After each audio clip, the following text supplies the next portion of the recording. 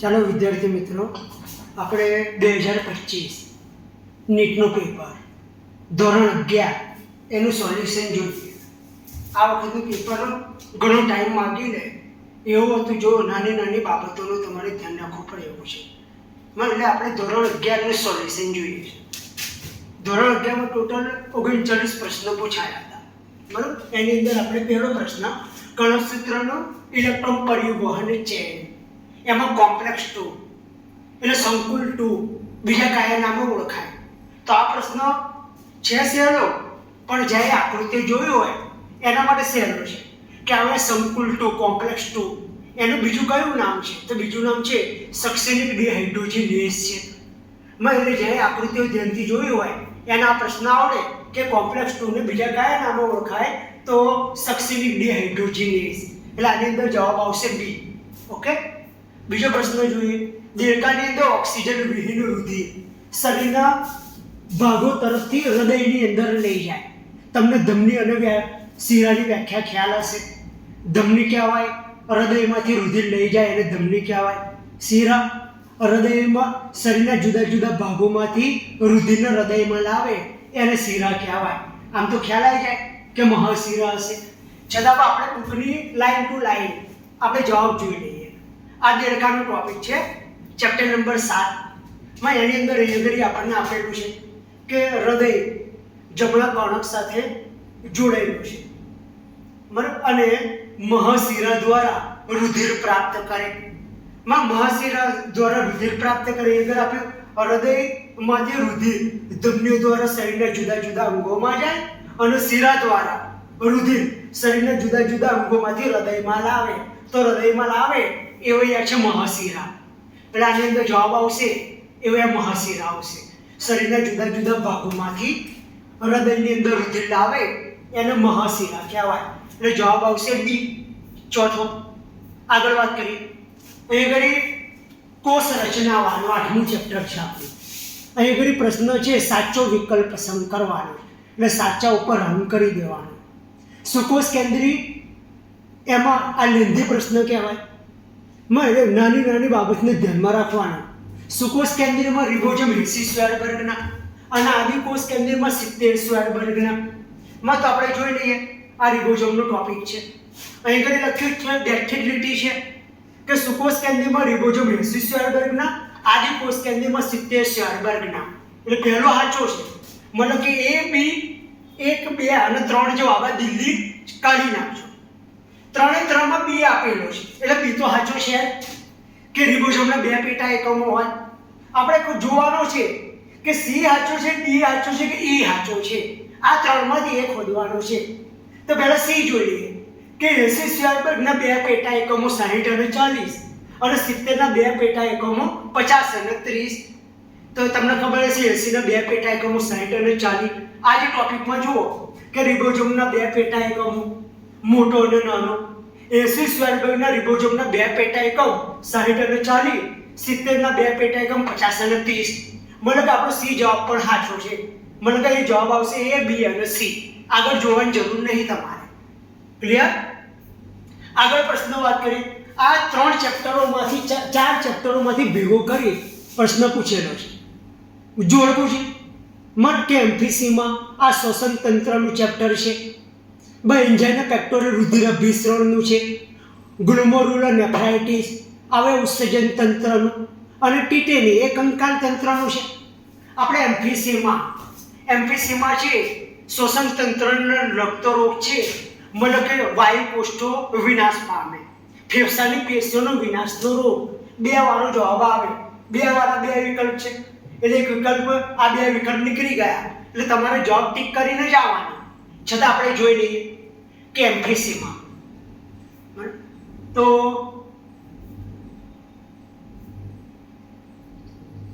Angina પેક્ટોરિસ જોઈ લઈએ. હૃદયના સ્નાયુ છે એન્જાઇના પેક્ટોરિસ. હૃદયના સ્નાયુને પૂરતા પ્રમાણમાં ઓક્સિજન ન મળતો એટલે છાતીની અંદર તીવ્ર દુખાવો થાય.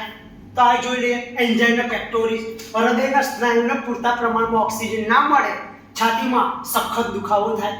એટલે બીમાં 3 વાળો એક જ જવાબ છે. એટલે જોડકાની અંદર નોર્મલી એવું જ થાય. 1 કે 2 આવડે એટલે તમને જવાબ આવડી જાય. એટલે જવાબ આવશે દિલ્હી આવશે. ગ્લોમેરુલર નેફ્રાઇટિસ એની અંદર મૂત્રપિંડમાં રુધિર કેશિકા ગુચ્છની અંદર સોજો તે વે જોઈ લઈએ. ગ્લોમેરુલર નેફ્રાઇટિસ તો મૂત્રપિંડની અંદર રુધિર કેશિકા ગુચ્છની અંદર સોજો. અને એક છે ટીટેની વાળો છે. તો હવે ટીટેની કે આની અંદર કેલ્શિયમનું ઓછું પ્રમાણ એના કારણે સ્નાયુઓ આપમેળે ઝડપથી સંકોચન પામ્યા કરે. તો અહીંયા ઘરે ટીટેનીમાં કે કેલ્શિયમનું ઓછું પ્રમાણ સ્નાયુઓ ઝડપથી સંકોચન પામ્યા કરે. એટલે ડીમાં એટલે ચાર ચેપ્ટરો છે અને ચારેય ચેપ્ટરોના રોગો અંગેનું જોડકું મૂકેલું છે. નોર્મલી એક કે બે આવડે તો જવાબ લગભગ આવી જાય. બરાબર? એવું લોજિક વાપરવું પડે તો તમારા માટે એમસીક્યુ સહેલો બને. આગળનો પ્રશ્ન જોઈએ. આ પુષ્પની સંજ્ઞાઓ છે. પુષ્પ આકૃતિ માં એની અંદર પહેલું વિધાન તમે ધ્યાનથી વાંચો કે આ સંજ્ઞા અનિયમિત પુષ્પની ના અનિયમિત પુષ્પની હોય તેની અંદર સંજ્ઞા કદાચ તમને ખ્યાલ છે કે સંજ્ઞા છે એ ભાઈ આવી આવે કાં તો ભાઈ એવી ટકાવારી આવે. બરાબર? છતાં આપણે જોઈ લઈએ. અને હવે જી એની નીચે લીટી છે. આ જીને માની લો તમે બીજાશય માની લો અને આ નીચે લીટી છે એને પુષ્પ ચક્રના ઘટકો માની લો. માનો તો અહીંયા ઘડી થશે કે બીજાશય ઉચ્ચસ્થ થશે. મેં આગળ બીજાશય અધ્યસ્થ આવ્યું છે. મને પહેલું વિધાન આપણને લાગે છે ખોટું. જોઈ લઈએ. અહીંયા ઘડી પુષ્પની આકૃતિ માટે કે આ નિશાની નિયમિત પુષ્પ માટે છે. પણ આપણને કીધું છે અનિયમિત. અને જીની નીચે લીટી છે એમાં અધ્યસ્થ બીજાશય કીધું. અહીંયા આગળ આટલું ઉચ્ચસ્થ બીજાશય. મને આપણું પહેલું વિધાન છે એ ખોટું છે. કેમ? આવે અનિયમિત આવે અને આવે ઉચ્ચસ્થ બીજાશય આવે. બીજું વિધાન જોઈએ. મને કે એક ખોટું વાળું વિકલ્પમાં વાત કરીએ. આ બે છે. માં બે વિકલ્પ નીકળી ગયા એટલે આ બેને કેન્સલ કરી દો તમે. બીજું જોઈએ. આવી નિશાની છે એ નિયમિત પુષ્પની સાચી વાત છે. અને જી ઉપર છે આને બીજાશય માની લો. આને ઉચ્ચસ્થ બીજાશય. અને મેં તમને બતાવ્યું મને કે આવ્યા ઉચ્ચસ્થ બીજાશય અને આ નિયમિત પુષ્પ બુકની બેઠી જ લાઈન ટુ લાઈન છે. મને એટલે જવાબ આવશે એક ખોટો અને બીજો સાચો. મને એટલે ખોટો બીજો સાચો મને દિલ્હી ડી જવાબ આવશે. આગળ પ્રશ્ન જોઈએ. નર દેડકાની અંદર મૈથુન ગાદી કયું વિધાન સાચું? બહુ સહેલો છે. નર દેડકો અને માદા દેડકો આપણે બહારથી જ ઓળખી શકીએ. નર દેડકાની અંદર મૈથુન ગાદી હોય, માદા દેડકામાં અભાવ. નર દેડકો છે એની અંદર સૌર કોથળી હોય, માદા દેડકો છે એમાં સૌર કોથળી ના હોય. નર દેડકો પ્રજનન સમયે થોડા અંશે રંગ પરિવર્તન કરી શકે, માદા દેડકામાં રંગ પરિવર્તન ના થાય. દેડકો છે એનો ઉદરનો ભાગ ચપટો અને સાંકડો, માદાનો ઉદર ભાગ પહોળો અને ફૂલેલો. છતાં આ તમને લાઈન ટુ લાઈન બતાવેલો કે મૈથુન ગાદી ક્યાં આગળ આવી છે. અહીં આગળ જો આ દેડકો છે અને એની અંદર ઉપાંગની પહેલી આંગળી પાસે મૈથુન ગાદી. એટલે આગળ છે. બહુ સહેલો પ્રશ્ન કે અગર ઉપાંગ છે એની પ્રથમ આંગળી આગળ મૈથુન ગાદી આવેલી હોય અને આગળ જવાબ આવશે ડી. આગળ વાત કરીએ. વનસ્પતિમાં પર્ણ એનો વૃદ્ધત્વ રોકનાર અને પોષક તત્વોને સક્રિય કરનાર વનસ્પતિનો અંતઃસ્ત્રાવ. તમને કહું વૃદ્ધિ પ્રેરણા ટોટલ 5 અંતઃસ્ત્રાવ અને મૂળ સર્જન કરે. ઓક્સિન, જિબ્રેલિન અને સાઇટોકાઇનિન આ વૃદ્ધિ પ્રેરનાર, ઇથિલિન અને એબ્સેસિક એસિડ હવે વૃદ્ધિ અવરોધનારા અંતઃસ્ત્રાવો છે. બરાબર? એટલે અંતઃસ્ત્રાવ વૃદ્ધિ ઉત્તેજે ખરું અને અવરોધે ખરું. તો એ ઘડી પર્ણનો વૃદ્ધત્વને રોકનાર મને કે ઇથિલિન અને એબ્સેસિક એસિડ તો આવશે જ નહીં. આ બેમાંથી એક આવશે. અને પોષક તત્વોની સક્રિયતા પ્રેરિત કરનારો તો આપણે વાત કરીએ સાઇટોકાઇનિન. સાઇટોકાઇનિન તમે જો કોષ રસ વિભાજન એની પર અસર કરે. એનો સામેનું પેજ જોઈએ કે આના સામેના પેજ ઉપર વાત કરીએ તો એ ઘડી આને પોષક દ્રવ્યો છે એના વિતરણને પ્રેરે, એની સક્રિયતાને પ્રેરે અને પર્ણપતનને અટકાવે. પર્ણપતનને અટકાવે મને વૃદ્ધત્વ અવરોધ્યું એવું કહેવાય. એટલે એ ઘડી આપણે જવાબ આવશે સાઇટોકાઇનિન આવશે. ક્લિયર છો? બુક લઈને બેસો અને એક એક લાઈન ટુ લાઈન જુઓ કે બધા જવાબો આપણને બુકની અંદરથી મળી જશે. આગળ પ્રશ્ન છે. નવા મળેલા પ્રાણી એની લાક્ષણિકતા શોધ કરવામાં પુખ્ત પ્રાણી પેશી વિદ્યાનો અભ્યાસ કર્યો. શરીર ગુહા કોને કહેવાય? શરીરની દિવાલ અને પાચન માર્ગ એના વચ્ચે પોલાણ હોય એને શરીર ગુહા કહેવાય. તમને ખબર છે આપણે ત્રિગર્ભસ્તરીય પ્રાણી છે. ગર્ભના 3 સ્તર, એની અંદર આ બાહ્ય ગર્ભ સ્તર, આ બાહ્ય છે, આ મધ્ય છે અને આ અંત, આ પોલાણ છે. અને એ પોલાણ એટલે પાચન માર્ગનું પોલાણ. અહીંયા આગળ મધ્ય ગર્ભ સ્તર આવેલું હોય છે. કેટલાની અંદર મધ્ય ગર્ભ સ્તરો જ હોય છે, એનો અદેહકોષ્ઠી. કેટલા પ્રાણી છે એમાં મધ્ય ગર્ભ સ્તરમાં વ્યવસ્થિત ફાટ પડે અને મધ્ય ગર્ભ સ્તર 2 ભાગમાં વહેંચાઈ જાય, એને દેહકોષ્ઠી. અને પૂઢ દેહકોષ્ઠીમાં વાત કરીએ તો મધ્ય ગર્ભ સ્તરની હાજરી છૂટી છવાઈ કોથળીમય. તો એ શરીરની દિવાલ તરફ મધ્ય ગર્ભ સ્તર ખરો, પાચન માર્ગ તરફ નહીં. તે પ્રાણી કયું? આમ તો તમને આઈડિયા આવી ગઈ હશે કે પૂઢ દેહકોષ્ઠી. છતાં આપણે જોઈ લઈએ. અહીં 3 આકૃતિ આપેલી છે. આવ્યા ત્રિગર્ભસ્તરીય અદેહકોષ્ઠી, આ પૂઢ દેહકોષ્ઠી અને આવ્યા દેહકોષ્ઠી છે. મધ્ય ગર્ભ સ્તરમાં ફાટ પડી છે અને મધ્ય ગર્ભ સ્તર 2 ભાગમાં વહેંચાયું. આ શરીર ગુહા બન્યું. અહીંયા આગળ આપેલું છે, તમે જુઓ કે બાહ્ય ગર્ભ સ્તર અને અંતઃગર્ભ સ્તર. એમાં મધ્ય ગર્ભ સ્તરની હાજરી છૂટી છવાઈ જોવા મળે. એને પૂઢ દેહકોષ્ઠી કહેવાય. અને એવું પહેલું સમુદાય હતો સૂત્રકૃમિ હતો. એટલે એ આગળ આપ્યું છે કે મધ્ય ગર્ભ સ્તરની હાજરી છૂટી છવાઈ થઈ ગઈ, શરીરની દિવાલ તરફ ખરું, પાચન માર્ગ તરફ નહીં. તો એનો પૂઢ દેહકોષ્ઠી કહેવાય. એટલે જવાબ આવશે બી. તમારે થોડુંક લોજિક વાપરવું પડે. હૃદયની પ્રક્રિયા છે એનું નિયંત્રણ કોના વડે થાય? તો હૃદય ક્રિયાનું નિયંત્રણ એ ઘરે લેન્ધી છે એટલે તમારે ઓધો પડે. 4-4 એ આપેલો છે. પહેલું લોજિક એ વાપરવાનું કે એ તમારે જોવાની જરૂર જ નહીં. અને તમને ખબર છે હૃદય ધબકવાની ક્રિયા એક સ્વયં પ્રેરિત ઘટના છે. મતલબ કે ચેતાતંત્ર એમાં ભાગ નહીં ભજવતો. એની અંદર ગાંઠ પેશી આવેલી હોય છે, એસે ગાંઠ, સાઇનો એટ્રિયલ ગાંઠ. દર 0.80 સેકન્ડે વિદ્યુત પ્રવાહ ઉત્પન્ન કરે અને એવી ગાંઠમાં જાય. એટલે આ તો આવશે જ જવાબ. આપણે જોવાનું છે આ 3 માંથી જોવાનું છે. ઓકે, તો આપણે જોઈએ. અહીંયા આગળ આપ્યું છે હૃદય ક્રિયાનું નિયમન, રુધિરાભિસરણ વાળું ચેપ્ટર. આનો પેજ નંબર છે 202. અહીંયા આગળ આવ્યું છે કે હૃદય ધબકવાની ક્રિયા છે, ગાંઠ પેશી એટલે આપેલું છે. અને હૃદય જેનું નિયમન જાતે થાય એને માયોજેનિક કહેવાય. અને હૃદય ધબકવાનું નિયમન ચેતાતંત્ર કરે એને ન્યુરોજેનિક કહેવાય. જેમ કે દેડકાનું હૃદય ન્યુરોજેનિક છે અને આપણું માયોજેનિક છે.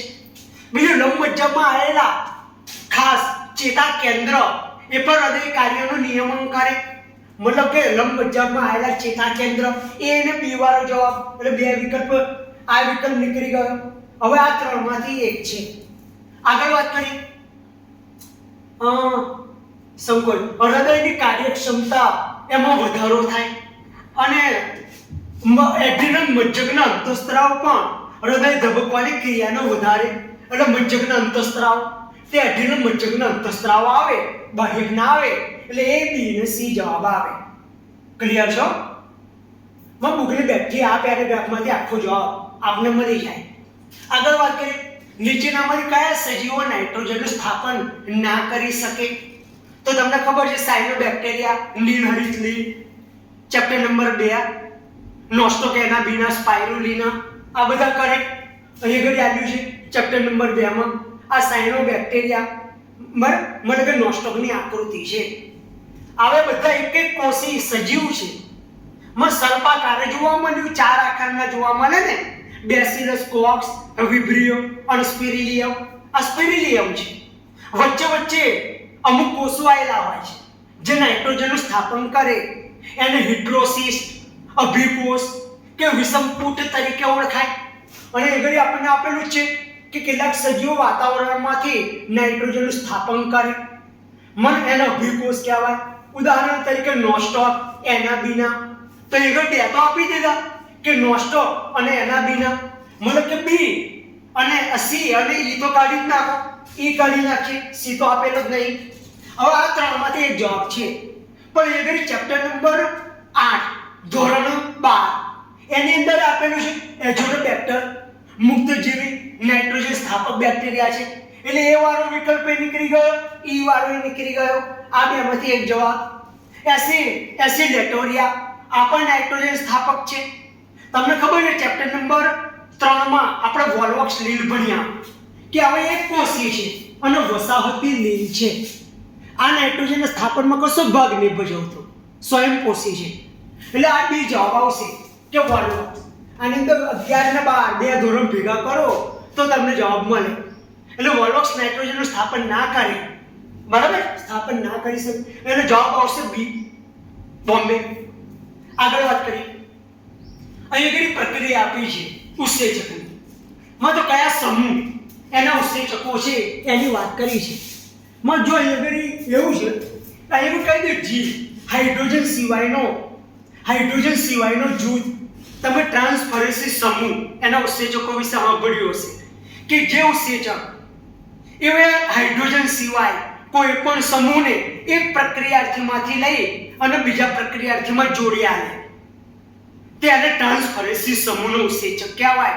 જેમ કે હેક્સોકાઇનેઝ એવે એટીપી માંથી ફોસ્ફેટ લઈ અને ગ્લુકોઝના છઠ્ઠા કાર્બન પરમાણુ સાથે જોડી આલે બધે ટ્રાન્સફરેન્સી સમૂહનો ઉત્સેચક થયો હેક્સોકાઇનેઝ.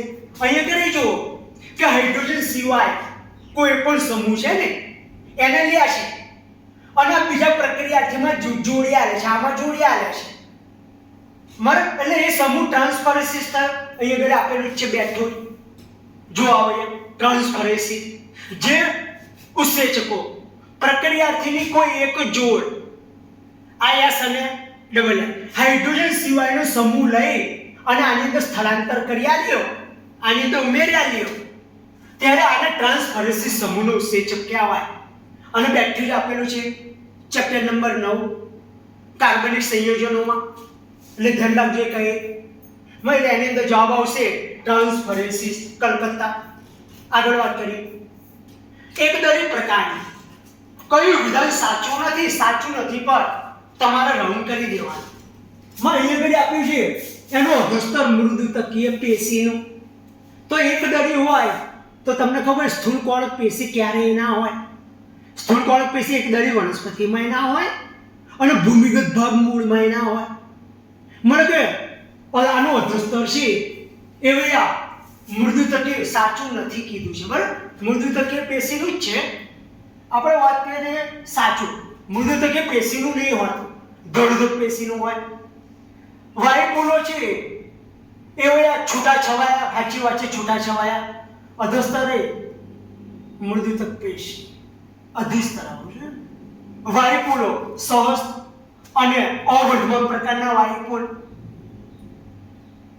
અને અનુવાહક પેશી એમાં અનુવાહક મૃદુતક ગેરહાજર હોય. તો આ સાચું, અનુવાહક મૃદુતક ગેરહાજર, સહસ્ત અવર્ધમાન પ્રકારના વાયુપોલો છૂટાછવાયા, આ સાચું. એમાં અધસ્તર મૃદુતકીય પેશીનું હોય છે એ વિધાન ખોટું છે. કારણ કે અધિસ્તર મૃદુતકનું હોય, અધસ્તર છે દળદળ પેશીનું હોવું જોઈએ.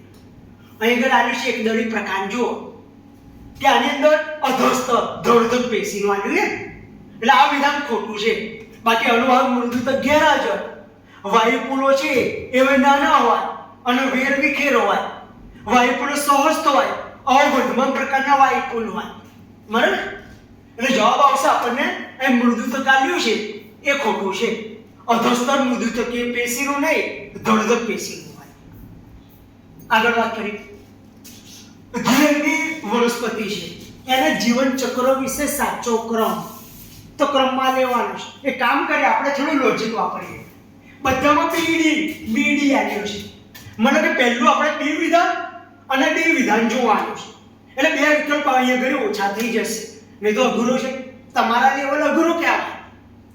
જન્યુજનક નું જીવાધાર સાથે જોડાયેલો હોય. મને કે પુજન્યુધાની સ્ત્રી જન્યુધાની દેહ સાથે જોડાયેલો. અને બીજાનું જનકનું નિર્માણ એનો દેહકીય મારે એટલે પહેલા જન્યુ સમવિભાજન વડે જન્યુ બનાવે, જોડાય ત્યારે બીજાનું બને. મને આ વિધાન પછી આવવું જોઈએ, બી વાળું પહેલું આવવું જોઈએ. મને કે આ બેમાંથી એક જવાબ બી કાં તો સી. બીજો ઈ આપેલો જ છે, મને એટલે એ જોવાની જરૂર નહીં. આપણે એક કામ કરીએ,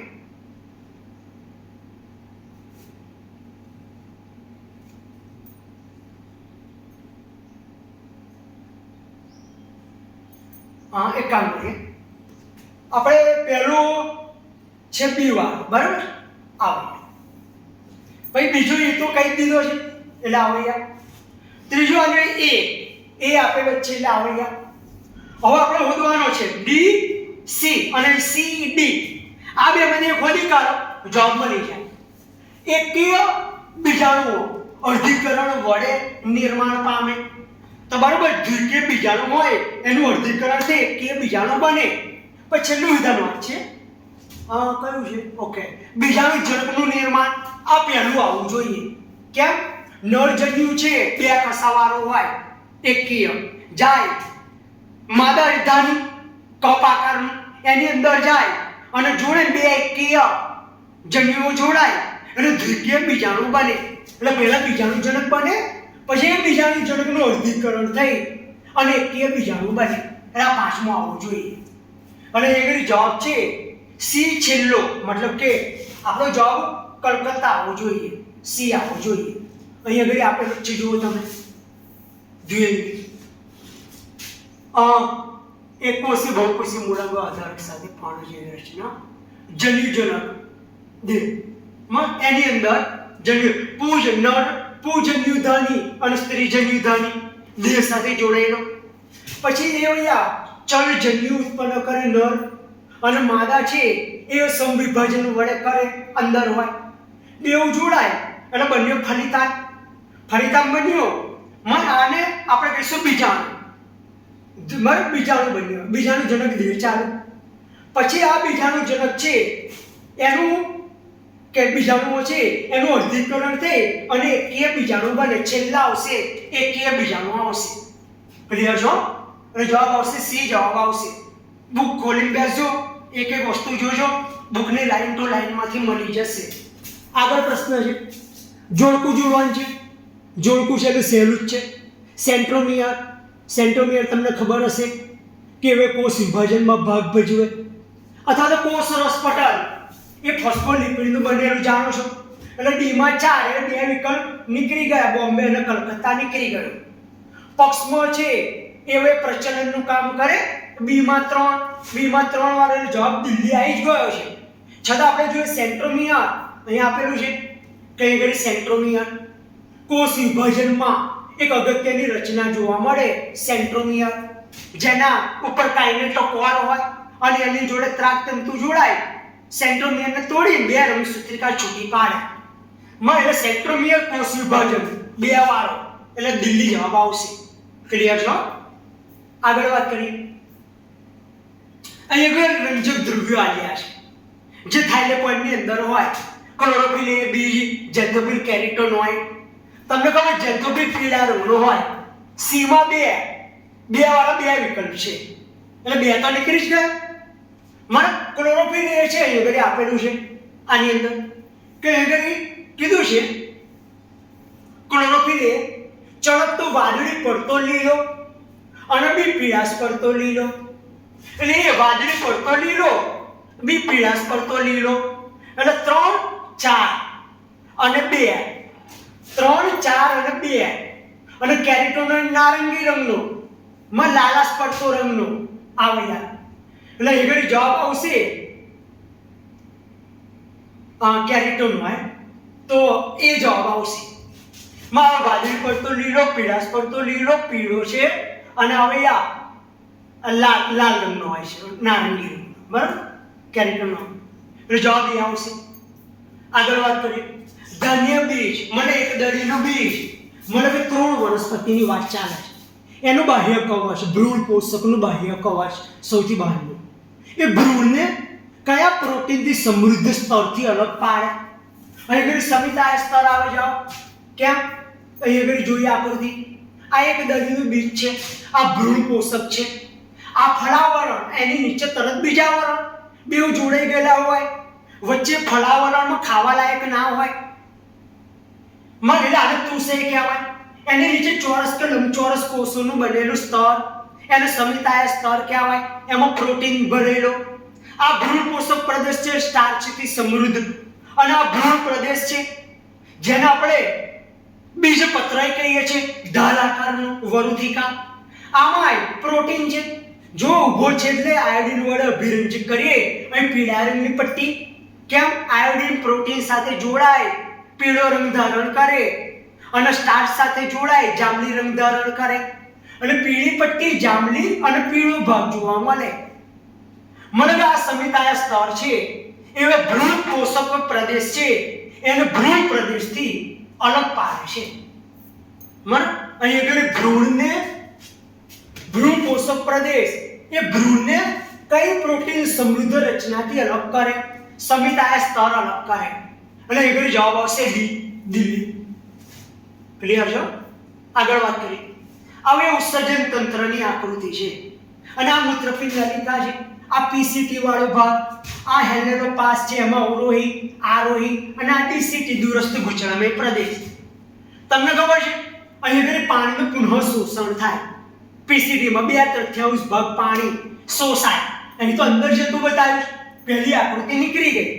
અહીં અંદર જતું બતાવ્યું, આ આકૃતિ નીકળી ગઈ. આ બેમાં બહાર શોષાતું બતાવેલા, આ બેમાંથી એક જવાબ છે. તમને ખબર છે કે બાયકાર્બોનેટ NaCl નું પુનઃ શોષણ કરે, H+ અને એમોનિયાનો સ્ત્રાવ કરે, અને K+ નો સ્ત્રાવ કરે. આનું બરોબર છે.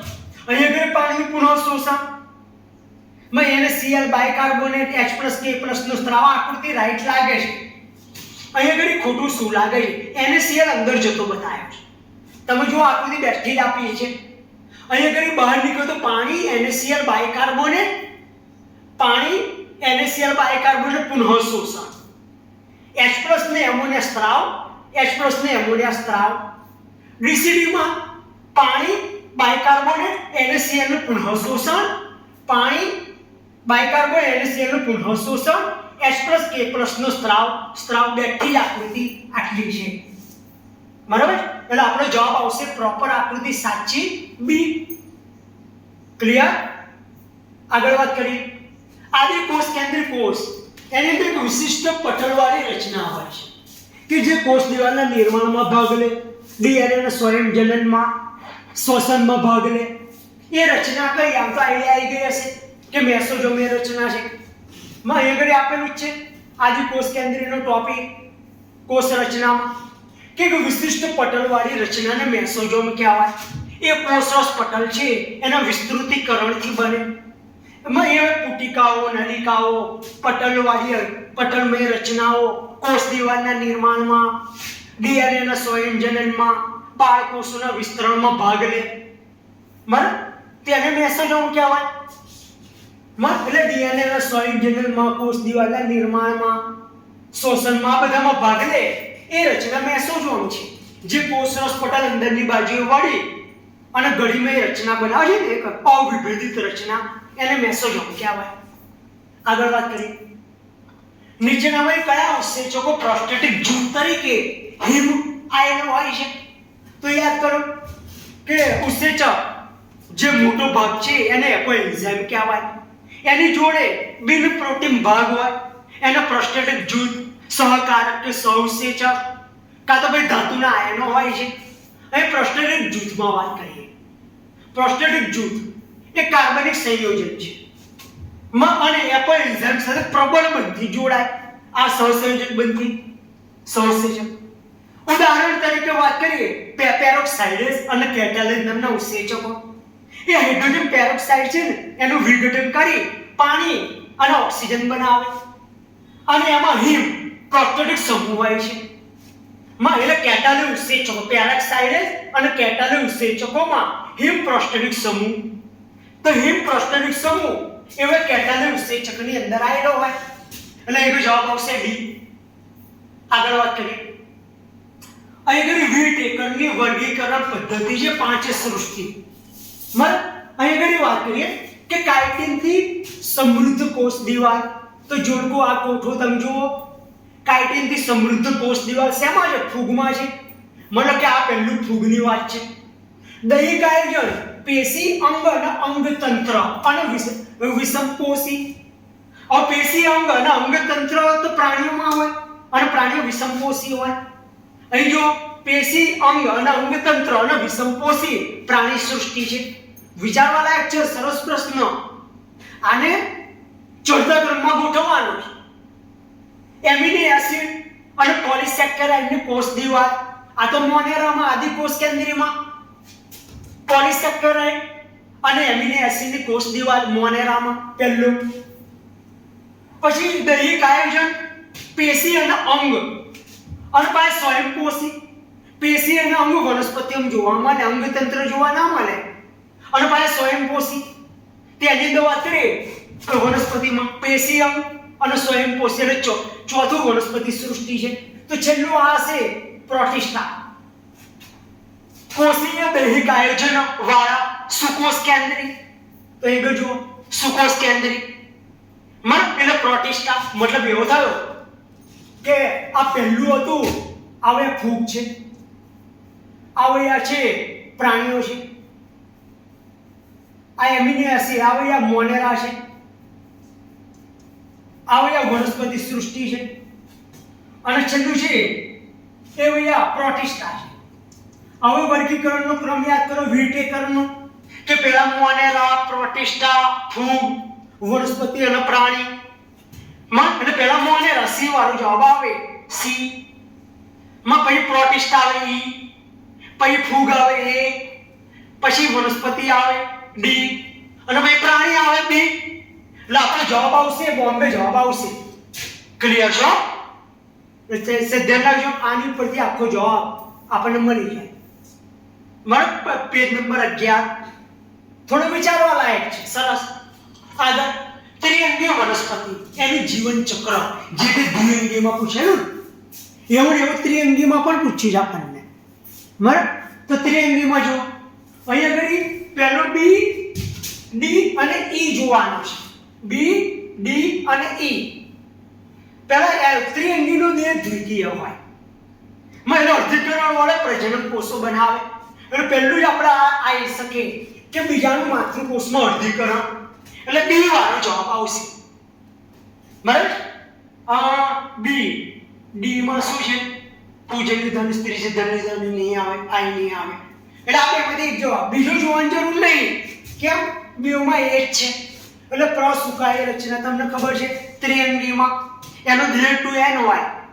મેં અર્ધીકરણ વડે જન્યુ બનાવ્યા બીજાનું. હવે પાણીમાં ગયા, પાણીમાં પડશે એનો સમવિભાજન પામે, સુકાય દેહ રચના બનાવે. એની અંદર પૂજન્યુ ધન, સ્ત્રીજન્યુ ધની બને અને દ્વિઅંગીની જેમ આગળ પ્રજનન કરે. એમાં ફલન માટે પાણી જોઈએ. એટલે પહેલો બી, પછી એ. હવે આ બે જો ડી અને ઈ. જન્યુજન્યમાં સ્ત્રીજન્યુ ધની, પૂજન્યુ ધનીનું નિર્માણ. અને પાણીની હાજરીમાં પૂજન્યુ ધની, સ્ત્રીજન્યુ ધનીમાં પૂજન્યુ, સ્ત્રીજન્યુમાં જાય. પહેલા પૂજન્યુ ધની, સ્ત્રીજન્યુ ધની બને, પછી પૂજન્યુ એ સ્ત્રીજન્યુ ધનીમાં જાય અને ફલન કરે, અને છેલ્લા ફલન આવશે. એટલે આવશે પહેલા બી, પછી એ, પછી ડી ને ઈ હતું ને, તો ડી આવે, પછી ઈ આવે અને પછી સી આવે. અહીં આગળ આની જ છે, તમે જોશો તો ત્રિઅંગીનો ટોપિક છે. પેજ નંબર 32 માં જોજો. અને અહીં આગળનું એક આગળનું પેજ લેવાનું હતું, મારાથી રહી ગયું છે. કે અર્ધીકરણ કરે માતૃકોષનું અને એકકીય મુક્ત કરે, એ સંવિભાજન કરે અને બહુકોષી મુક્તજીવી પ્રકાશ સંશ્લેષી સુકાય પ્રસુકાય દેહ રચના બનાવે. એના વિકાસ માટે ઠંડી ભેજવાળી છાયાવાળી જગ્યા જોઈએ. એટલે પછી એને તો પૂજન્યુ ધની, સ્ત્રીજન્યુ ધની બને, પેલું આવે. પછી ચલ પૂજન્યુ એટલે પૂજન્યુ ધનીમાંથી ચલ પૂજન્યુ મુક્ત થાય અને સ્ત્રીજન્યુ ધનીના મુખની અંદર પ્રવેશ, અને પછી જોડે અને ફલિતાન બને. ફલિતાન છે બહુકોષી રચના બની, બીજ જેવી રચના બનાવે. બરાબર? એટલે એ જવાબ આવશે, એ જવાબ આવશે. આગળ વાત કરીએ વર્ગ ચુસમુખા, લેમ્પ્રી અને હેપ્રિસ યાદ આવે છે? કેવા છે જીવો? એની અંદર દાંત ના હોય, એની અંદર આગળ ગોળાકાર ચુસક હોય. આવે આકૃતિ જુઓ, લેમ્પ્રી છે, આવે પહેલું જ વાક્ય આપ્યું છે વર્ગ ચુસમુખામાં. કે મુખગળી ચૂસક માં એટલે કેટલી કે માછલીઓ તો બાહ્ય પરજીવી જીવન ગુજારે. બહુ સહેલો પ્રશ્ન. વર્ગ ચૂસમુખા છે એ બાહ્ય પરજીવી જીવન ગુજારે માછલીઓ ઉપર. એટલે જવાબ દિલ્હી આવશે. આગળ વાત કરીએ. બે વિધાનો આપેલા છે. આપણે વધીએ કે ગોલ્ગી કાર્ય. એનું પ્રાથમિક કાર્ય અંતઃકોષરસ ઝાડ દ્વારા નિર્મિત સામગ્રીનું પેકેજિંગ કરી આંતરકોષીય લક્ષ્ય કે કોષની બહાર પહોંચાડવાનું કામ કરે. તો વાત સાચી. તમે ચેપ્ટર નંબર 8 એની અંદર ગોલ્ગી કાર્યનો ટોપિક કાઢશો. આનું આગળનું પેજ લેવાનું હતું. ગોલ્ગી કાર્યનું મુખ્ય કાર્ય કોષની અંતઃકોષરસ ઝાડમાંથી જેમ પદાર્થો એની અંદર ફેરફાર કરે અને કોષની બહાર અથવા તો કોષાંતરીય લક્ષ્ય સુધી પહોંચાડી અને પેકેજિંગ કરવાનું કામ કરે. બરાબર. બીજું સાચું છે. અંતઃકોષરસ ઝાડ દ્વારા નિર્મિત પદાર્થો છે ગોલ્ગી કાર્યના શીશમાં જાય. જે બહિર્ગોળ ભાગ છે ને શીશની અંદર જાય, ભળી જાય અને ટ્રાન્સમાંથી છૂટી પડે.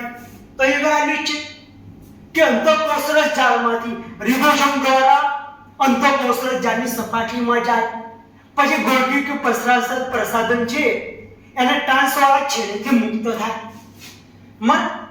એટલે પહેલી તો શીશની અંદર જાય, ટ્રાન્સવાળા છેડેથી મુક્ત થાય. એટલે એ ઘરે બંને વિધાનો છે એ સાચા છે. હવે સમજૂતીનો ટોપિક કે સમજૂતી છે કે કેમ. તો સમજૂતી એ ઘરે આવશે. પહેલા નીચેનું વિધાન વાંચો અને માટે કે તેથી લગાડો અને ઉપરનું વિધાન છે એ વાંચો તો બંને બેસતું થઈ જશે. એટલે સમજૂતી પણ આવશે. એટલે બંને વિધાન સાચા છે અને સમજૂતી પણ આવશે. ક્લિયર? આગળ વાત કરીએ. બધા પૃષ્ઠવંશી પ્રાણીઓ મેરુદંડી કહેવાય. બરાબર. પૃષ્ઠવંશી કોને? કે ગર્ભીય અવસ્થામાં મધ્ય ગર્ભ સ્તરમાં નક્કર દંડી જેવી રચના બને એને મેરુદંડ કહેવાય. અને જેમ જેમ ગર્ભનો વિકાસ થાય એમાં મેરુદંડ કરોડસ્તંભની અંદર ફેરવાઈ જાય એને પૃષ્ઠવંશી કહેવાય. તો બધા પૃષ્ઠવંશી એટલે મેરુદંડી તો ખરા જ. પણ બધા મેરુદંડીને પૃષ્ઠવંશી ના કહેવાય. બરાબર. પુચ્છ મેરુદંડી, શીર્ષ મેરુદંડી એને પૃષ્ઠવંશી ના કહેવાય. પહેલું વિધાન સાચું છે. બીજું વિધાન પૃષ્ઠવંશી ઉપસમુદાયના સભ્યો ગર્ભાવસ્થા દરમિયાન મેરુદંડ ધરાવે. સાચી વાત. અને મેરુદંડનું સ્થાન પુખ્તાવસ્થાએ કાસ્થી કાં તો અસ્થિમય કરોડસ્તંભ લઈ લે. સાચી વાત છે. એટલા માટે તો બધા પૃષ્ઠવંશીને મેરુદંડી કહેવાય. એટલે સમજૂતી આવશે. આવ્યા તમે મારે આ પેજ ખોટું લેવાઈ ગયું. મેરુદંડી વાળો ટોપિક એવે તમે લેશો તો તમને ખ્યાલ આવશે. પૃષ્ઠવંશી વાળો ટોપિક લેશો ને તેની અંદર આપેલું જ છે. બધા પૃષ્ઠવંશીને મેરુદંડી કહેવાય, બધા મેરુદંડીને પૃષ્ઠવંશી ના કહેવાય. આગળ વાત કરીએ કે આ બિન અંતઃસ્ત્રાવી અંગો છે છતાં પણ અંતઃસ્ત્રાવના સ્ત્રાવ કરે છે. ઉત્સર્જન તંત્ર વાળું ચેપ્ટર અંતઃસ્ત્રાવ વાળું છેલ્લું ચેપ્ટર 19મું. હૃદય છે એના એટ્રિયલ નાઇટ્રિયુરેટિક ફેક્ટરનો સ્ત્રાવ કરે. અહીં આગળ આપેલું છે. આજ પેરેગ્રાફમાં બધું આપેલું છે. પેજ નંબર 247 ઉપર કે હૃદય છે એની કર્ણકની દિવાલ એટ્રિયલ નાઇટ્રિયુરેટિક ફેક્ટરનો સ્ત્રાવ. બીજું હોય તો મૂત્રપિંડ છે એમાં ગ્લોમોજેજીના કોષો ઇરિથ્રોપોએટિનનો સ્ત્રાવ કરે. અને હવે ઇરિથ્રોપોએસિસ રક્તકણના નિર્માણની પ્રક્રિયાનો ઉત્તેજે. અને જઠરાંતરીય માર્ગો છે એ ગ્લાસ્ટિન, એન્ટ્રોગ્લાસ્ટિન, સિક્રેટિન, કોલિસિસ્ટોકાઇનિનનો સ્ત્રાવ કરે. તો આગળ જો હૃદય એકમાં 3 વારો આવી ગયો. આગળ જોવાની જરૂર જ નહીં. જો તમે કોન્ફિડન્ટ હો કે હૃદય ANF નો સ્ત્રાવ કરે તો જવાબ દિલ્હી આવી જાય. અને મૂત્રપિંડ છે એરિથ્રોપોએટિન, એડ્રિનલ બાહ્યક છે એવા આલ્ડોસ્ટેરોનનો સ્ત્રાવ કરે, મિનરલનો કોર્ટિકોઇડ. અને જઠરાંતરીય માર્ગો સિક્રેટિનનો સ્ત્રાવ કરે. સૌથી પહેલો હોદેલો અંતઃસ્ત્રાવ હોય સિક્રેટિન હતો. દિલ્હી જવાબ આવશે. આગળ વાત કરીએ. ઉત્સેચકનો પ્રોટીન વાળો ભાગ શું કહેવાય? હમણાં જ આપણે ચર્ચા કરી. પ્રોટીન વાળો ભાગ છે એને એપોએન્ઝાઇમ કહેવાય. આ છેલ્લી લીટી. અહીંયા આગળ ઉત્સેચક છે એમાં પ્રોટીન વાળો ભાગ એને એપલ એન્ઝાઇમ કહેવાય. અને ઘણી વખત એ પ્રોટીન વાળા ભાગ જોડે નાનો ભાગ જોડાયેલો હોય એને પ્રોસ્ટેટિક જૂથ સહઉત્સેચક કાં તો ધાતુનો આયન કહેવાય. આ પ્રબળ બંધ વડે આવે સહસંયોજક બંધ વડે અને આ ક્ષણિક બંધ વડે જોડાય. આ બે કાર્બનિક સંયોજન છે ધાતુનો આયન છે. ક્લિયર? અને એ ઘડી આવશે જો કલકત્તા આવશે. આગળ વાત કરીએ. નીચેનામાં કયું અનિયમિત પુષ્પનું ઉદાહરણ? બહુ સહેલો છે. અનિયમિત પુષ્પ એટલે પુષ્પને કોઈ પણ આયન ધરીએ કાપીએ ત્યારે બે સરખા ભાગ ના મળે. કોઈ પણ જેમ કે વાલના વટાણા એની અંદર પતંગિયા આકારનું પુષ્પ જોવા મળે. અહીં બેઠી લીટી આપેલી છે. નિયમિત પુષ્પ રાઈનો ધતુરો અને પુષ્પને કોઈ પણ એક ચોક્કસ આયન ધરી બે સરખા ભાગમાં વિભાજન ના થઈ શકે એને અનિયમિત પુષ્પ. જેમ કે વાલના વટાણા એક જ આયન ધરી બે સરખા ભાગ થાય, પછી બીજી કોઈ આયન ધરી કાપે બે સરખા ભાગ ના થાય. વાલ વટાણા ગુલમોહર આ ઉદાહરણ. એટલે આની અંદર અનિયમિત પુષ્પ વટાણા આવશે. કલકત્તા. આગળ વાત કરીએ. સમવિભાજન દરમિયાન ત્રાકતંતુઓ એનું મુખ્ય કાર્ય. ત્રાકતંતુઓનું કામ તો તમને ખબર, સેન્ટ્રોમિયર અને કાઇનેટોકોર સાથે જોડાય રંગસૂત્રોને છૂટા પાડવાનું કામ. બરાબર? તો એ ઘરે આપેલું છે. ભાજનોત્તર અવસ્થામાં ત્રાકતંતુઓ રંગસૂત્રિકાને છૂટી કરે, સેન્ટ્રોમિયરનું વિભાજન કરી રંગસૂત્રિકાને અલગ કરે. બરાબર? એટલે આનું કામ છે ત્રાકતંતુઓનું રંગસૂત્રોને છૂટા પાડવાનું કામ. બાકી એકે આવશે નહીં. લક્ષ બહુ સહેલો, મારી દ્રષ્ટિએ બહુ સહેલો જવાબ કહેવાય. આગળ વાત કરીએ. અનાવૃત બિનધારી વનસ્પતિ. આમ તો નામ ઉપરથી આવડી જાય. અમુક પ્રશ્ન બહુ સહેલા છે જે બોર્ડ લેવલના કહેવાય એવા છે. અનાવૃત બીજ, બીજ ઉપર આવરણ નહીં. જ્યારે સ્ત્રી કેસર હોત તો અંડક ઉપર બીજાશયનું આવરણ નહીં. પણ તમને ખબર છે અંડક બને બીજ અને બીજાશય બને ફળ. એટલે બીજ ઉપર ફળનું આવરણ નહીં એટલે અનાવૃત બિનધારી. બીજ અનાવૃત હોય. બોમ્બે જવાબ બતાવો. અનાવૃત બીજધારી, બીજ ખુલ્લા. मतलब अंडक ઉપર બીજાશયની દિવાલ નહીં. મતલબ કે બીજ ઉપર ફળનું આવરણ નહીં. અનાવૃત બીજધારી પસો ફળ ભાઈ બીજ ઢંકેલા ના હોય, મતલબ કે ખુલ્લા હોય એટલે અનાવૃત બીજધારી. બરાબર? આગળ વાત કરીએ. એડ્રેનલ મજ્જકના અંતઃસ્ત્રાવ. આમ થોડું ધ્યાન રાખવું પડે. સાધારણ નહીં તો એક નાની ભૂલ કરી બેસો. મજ્જકના અંતઃસ્ત્રાવ એપિનેફ્રિન ને નોર એપિનેફ્રિન માં એક ઉત્તેજનાર અને અવરોધનાર અંતઃસ્ત્રાવ એવું નહીં. અમુક ક્રિયાનું ઉત્તેજક અમુક અવરોધે ખરી. જગ્યા એપિનેફ્રિન છે આંખની કીકી છે એનું વિસ્તરણ કરે, તમને ધ્યાનમાં છે સંકોચન કરે, રુધિરનું પરિભ્રમણ વધારે, હૃદયના ધબકારા વધારે, શ્વાસનો દર વધારે, ગરમને લાલ ચહેરો, ચપળતામાં વધારો, રૂંવાટી ઊભી થાય. રૂંવાટી ઊભી થાય બરાબર છે. હૃદયની તીવ્રતામાં વધારો કરે, સીડી આવે એટલે આ એક નીકળી ગયો. આંખની કીકીનું સંકોચન જુઓ. અહીં એડ્રેનલ મજ્જક, અહીં સંકોચ સમયના અંતઃસ્ત્રાવ. ચપળતામાં વધારો, આંખની કીકી એને પહોળી કરે, રૂંવાટા ઊભા કરે. હૃદયની ક્ષમતામાં વધારો કરે. કોટ કેલેમાઇન્સના સમૂહ છે ને ગ્લાયકોજનને તોડે અને ગ્લુકોઝનું પ્રમાણ વધારે. મતલબ કે હાઇપર ગ્લાયસેમિક અંતઃસ્ત્રાવ એ કહેવાય. મતલબ કે આંખની કીકીને પહોળી કરે છે. અહીં સંકોચન આડીને એ વારો નીકળી ગયો એટલે આ બેમાંથી એક. બીજું એટલે હાઇપર ગ્લાયસેમિક, ગ્લુકોઝનું પ્રમાણ વધારે. બી વાળો જવાબ એટલે મતલબ કે બોમ્બે જવાબ આવી ગયો. આય હાચો, આય હાચો, આય હાચો. બી, સી ને ડી. ક્લિયર? આગળ વાત કરીએ. ડાયાબિટીસના દર્દી એને ઇન્સ્યુલિન મોં વાટે ના લેવાય. આ થોડોક લોજિક વાપરવાનો છે. બુકની અંદર બેઠી લીટી નહીં. તમને પાચન તંત્ર વાળું ચેપ્ટર નીકળી ગયું એટલે તમને બહુ ખ્યાલ નહીં હોય. ઇન્સ્યુલિન છે એક ગ્લાયકોપ્રોટીન છે. મતલબ કે કાર્બોદિત અને પ્રોટીનનું મિશ્રણ કહેવાય. જો એને મોં વાટે લઈએ તો પાચન માર્ગની અંદર પાચક ઉત્સેચકો હોય, કાર્બોદિત પ્રોટીનને પાચન કરનારા ઉત્સેચકો. એટલે જઠરમાં જાય અને એનું પાચન જ થઈ જાય. કેમ? પ્રોટીનનો બનેલો છે તો પ્રોટીન જ ઉત્સેચકો એનું પાચન કરી નાખે અને લોહીમાં જાય જ નહીં, કામે ના કરે. એટલે ઇન્સ્યુલિનને આપણે લેવું પડે, ડાયરેક્ટ બ્લડની અંદર લેવું પડે, બરાબર. એટલે મોં વાટે એટલા માટે ના લેવાય, કારણ કે પાચન માર્ગની અંદર એનું પાચન થઈ જાય એટલા માટે થોડું લોજિક વાપરવાનું હતો પ્રશ્ન. આગળ વાત કરી.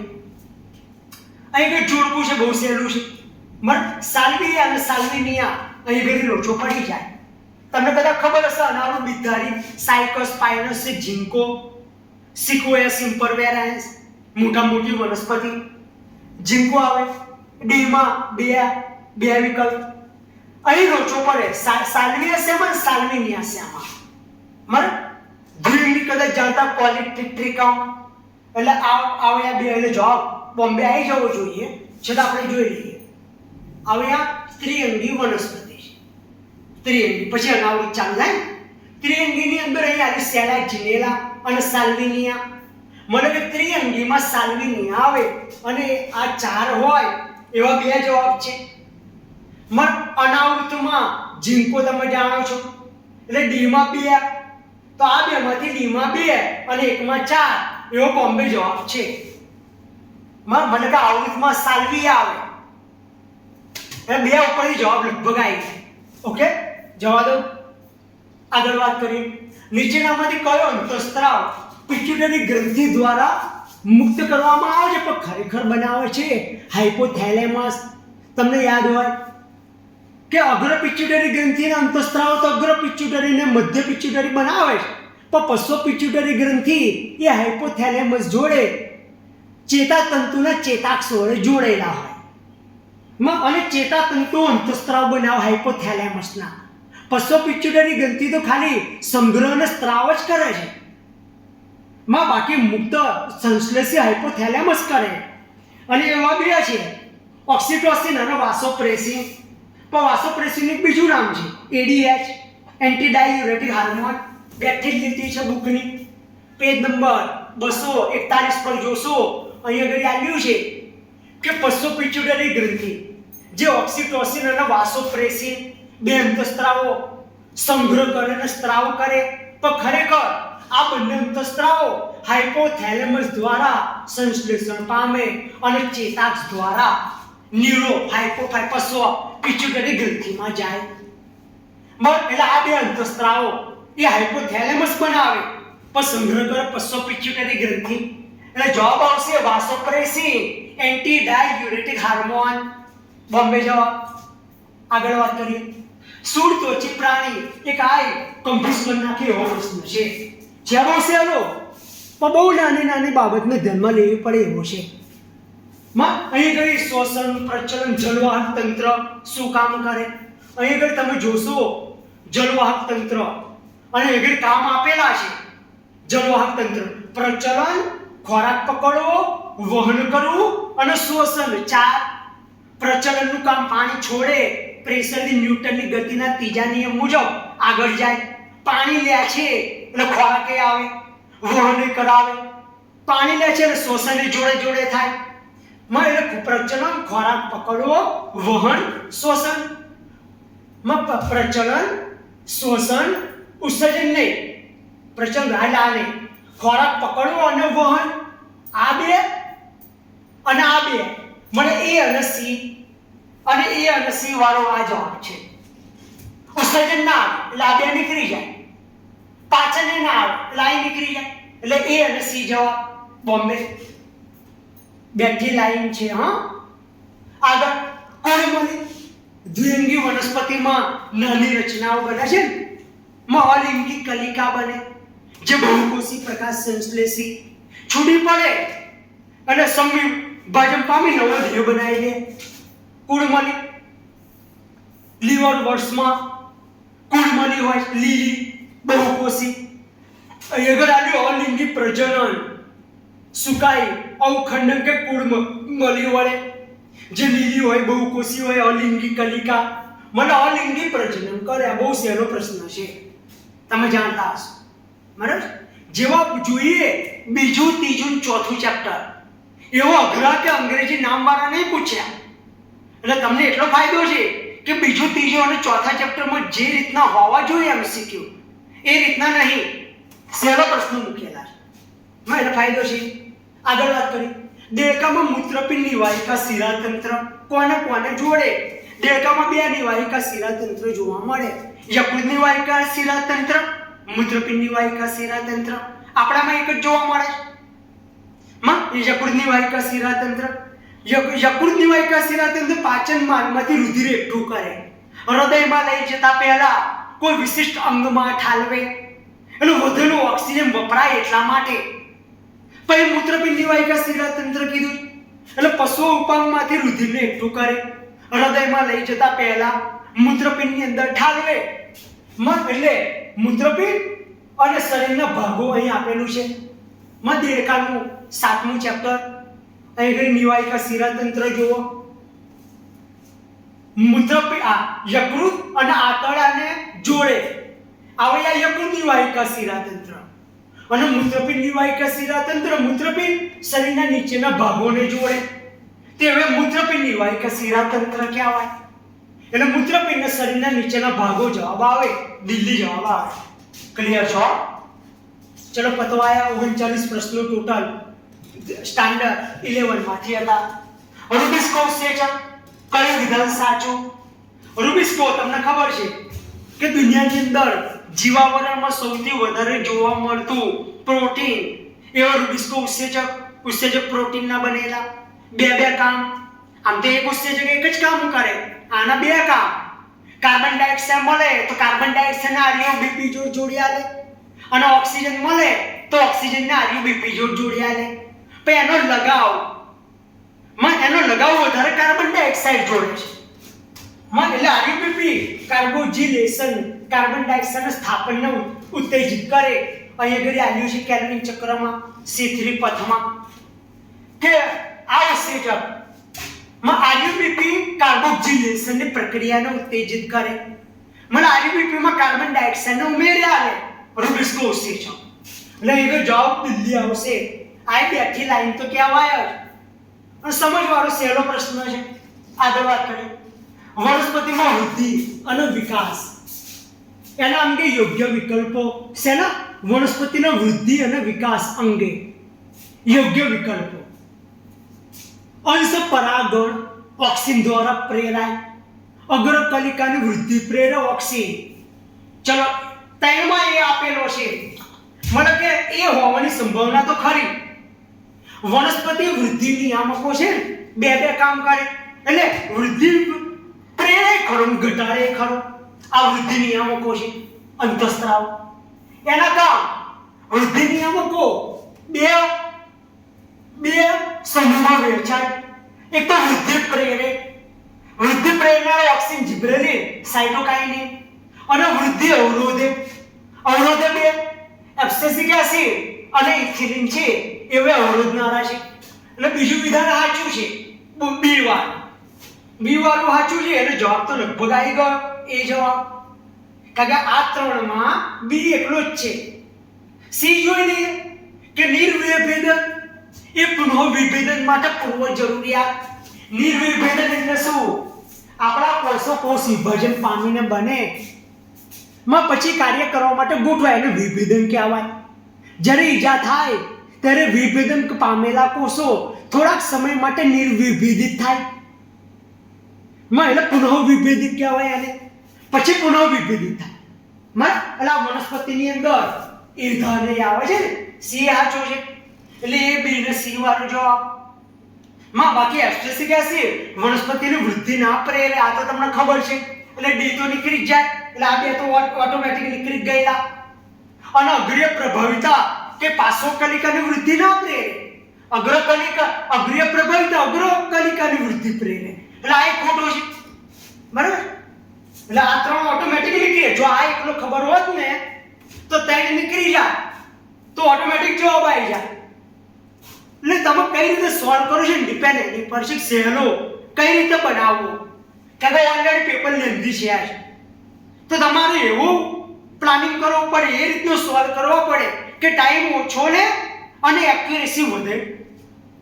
અને એવા ઘણા બધા આપણે પ્રેક્ટિસ કરાવીએ છીએ પ્રશ્નોની. ચલો દેડકો છે પાણીની અંદર ત્વચા અને મુગવા વડે શોષણ.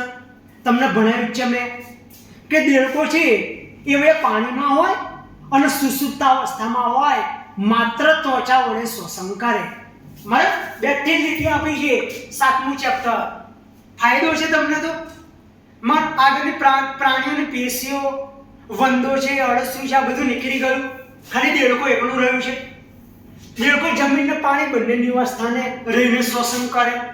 પાણીમાં હોય ત્યારે ત્વચા વડે અને જમીન ઉપર હોય મુગવું ત્વચા અને ફેફસા ત્રણે વડે શોષણ કરે. એટલે જમીન ઉપર હોય ત્વચા, મુગવું અને ફેફસા વડે. અને અગર આપણે વાત કરીએ વિધાન પાણી માટે ખોટું છે, પાણી માટે ખોટું, જમીન માટે સાચું. એટલે જવાબ કલકત્તા આવવો જોઈએ સી. ક્લિયર છો? બેઠી લીટી. આગળ વાત કરીએ. અહીંયા આગળ 39 પ્રશ્નો પૂરા થઈ ગયા. બરાબર? એટલે હવે નેક્સ્ટ ટાઈમ આ 11મા ધોરણના ટોટલ 39 પ્રશ્નો પૂછેલા.